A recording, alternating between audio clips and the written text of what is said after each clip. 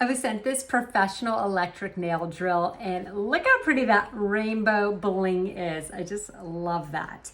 Okay, so it comes with the drill here. It comes with this cord, and then you just plug that in right here up at the top. And then you also have a charger so you can charge it, and that's over here.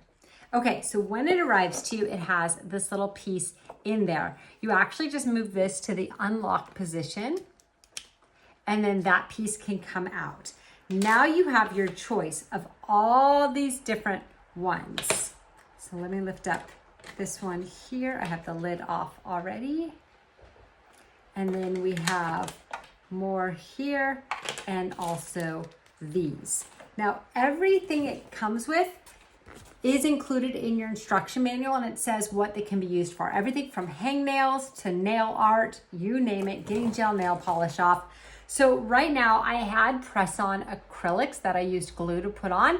So I'm just gonna go ahead and file my nails smooth to get any remnants of the glue off, and then also just work on filing the edges as well. So for that, I'm going with this one. And one thing I learned actually the hard way is don't crank it to the highest speed before you know how your nail can handle it. So this can go 40,000 RPMs.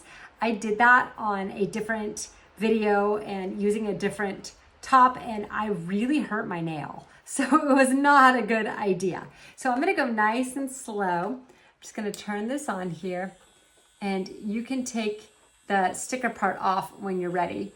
But this tells you what RPMs you're at, all the way up to 40 and down to 0. So we're gonna keep it nice and slow. And then I'm just going over my nail to get that glue off. This one's probably not the best for shaping nails, but it's doing a great job getting the glue off. All the glue is off, which is awesome. It's smooth now, and I'm just going to go ahead and file and shape my nails. So I picked this one. Let's see how it does.